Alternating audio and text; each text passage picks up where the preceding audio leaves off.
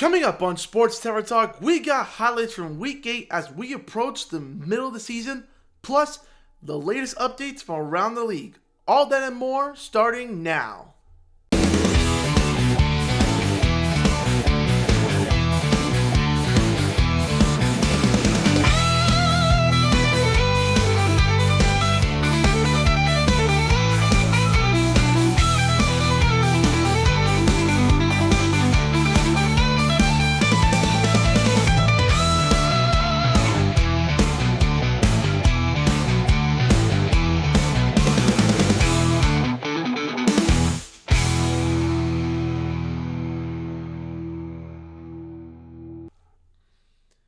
Welcome to Sports Tower Talk. I'm your host, Elijah Loyola.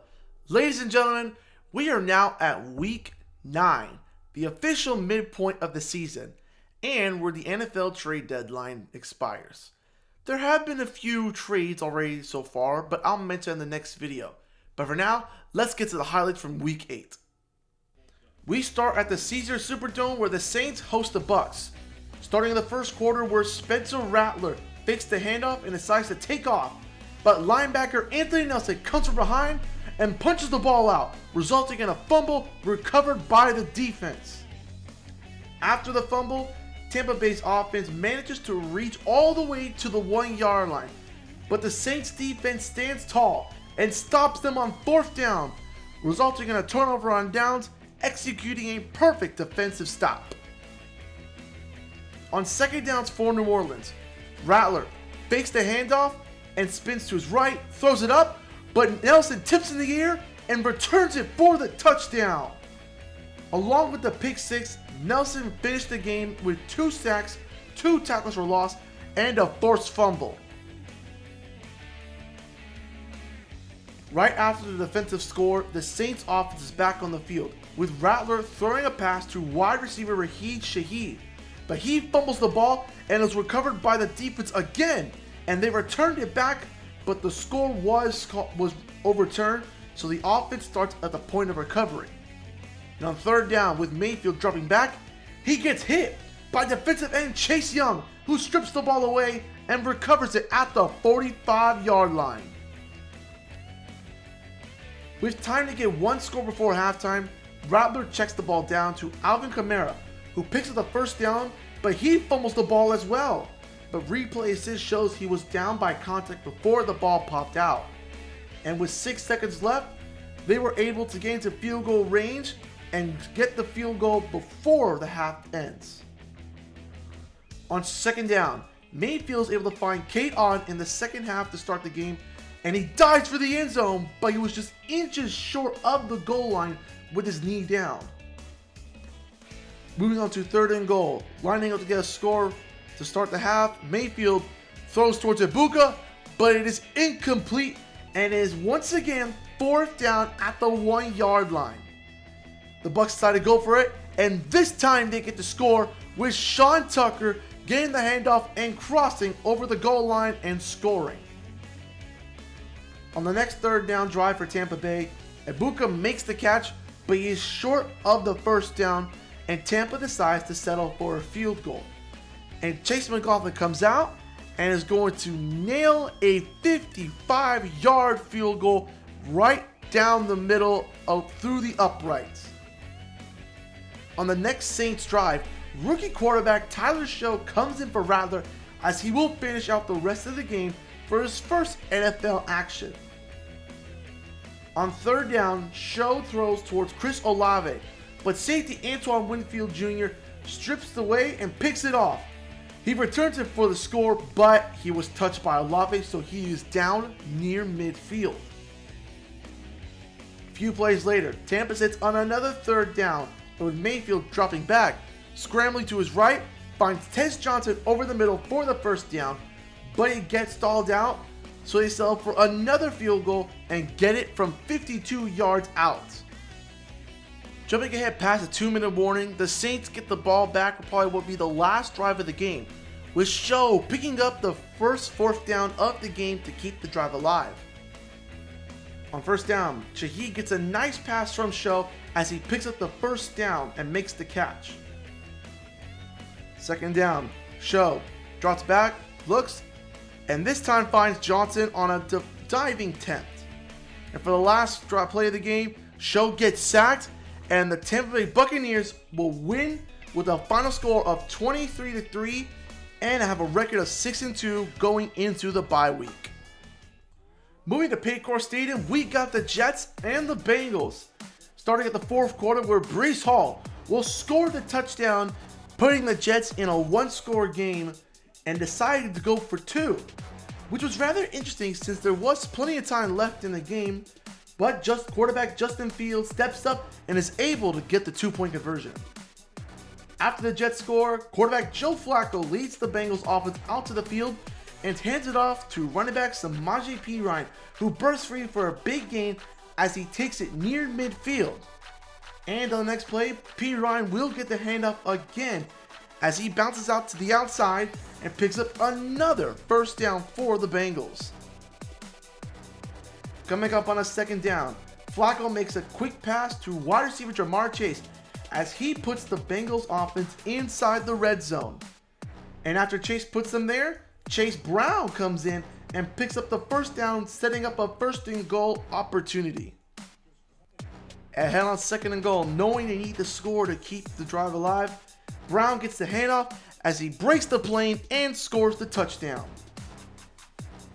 On 4th and 1 near midfield, New York is going to pick up the down with Jeremy Rutger making the catch and exploding much more for a huge gain all the way to the 25. And with 8 minutes left, Hall gets the handoff and in open space picks the first down up and tiptoes down the sideline as he scores the touchdown in an amazing fashion. The Jets go for two again with Fields dropping back, escaping the pocket, trying to find anyone, and just about to be brought to the ground, he throws to Isaiah Davis, but it's incomplete. But replay shows that he did make the catch and caught it over the goal line, resulting in a successful try for the Jets. After New York gets the ball back from a punt, Fields fakes the handoff and finds an open receiver in Arian Smith for the first down into Bengals territory. And jumping ahead past the 2-minute warning, Hall gets the toss, but it looks like he's trying to pass, and he does, with Mason Taylor coming up with the grab, giving New York their first lead of the day. On third down, Flacco, with pressure in his face, has to get rid of it, and now it is 4th down and likely the last play of the game. Here we go, 4th and 9, Flacco looking over the middle, and it's incomplete as New York wins with a final score of 39-38 for their first win on the year. There weren't many games played since we had 6 teams on a bye week. Aside from that, Miami came into Atlanta and won in an unexpected blowout. Houston's defense came through in their victory over the 49ers, as well as CJ Stroud looking like the franchise player he is, and for the Patriots, Eagles, and Colts continue to look better and better as the season progresses. Looking back at the games, there were several moments that caught the league's attention over the weekend. So let's go back to review and see what happened. Heartbreak for Giants fans as New York loses another star player in running back Cam Scatterbill.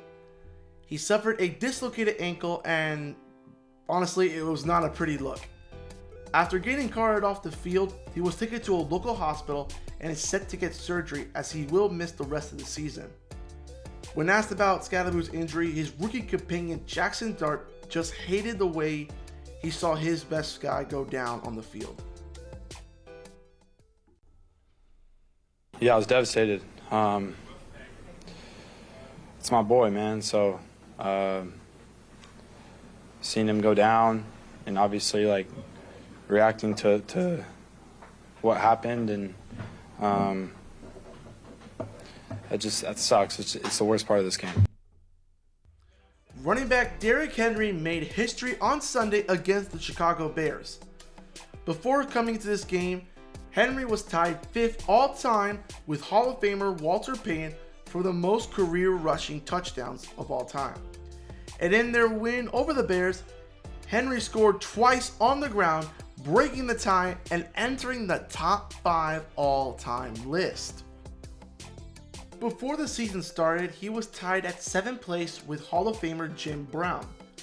Depending on how the offense looks for the rest of the season, with Lamar Jackson returning soon, he could finish past Adrian Peterson or get close to him. And if Henry does return for the next year, he will be able to pass Peterson and Marcus Allen for 3rd place all time.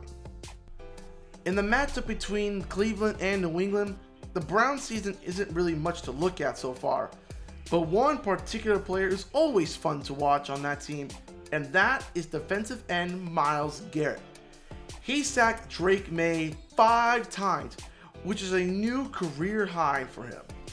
Hopefully, Garrett can make the most out of the season for the remainder of the year, especially with some hopefully positive new outlook for the offense and the quarterbacks.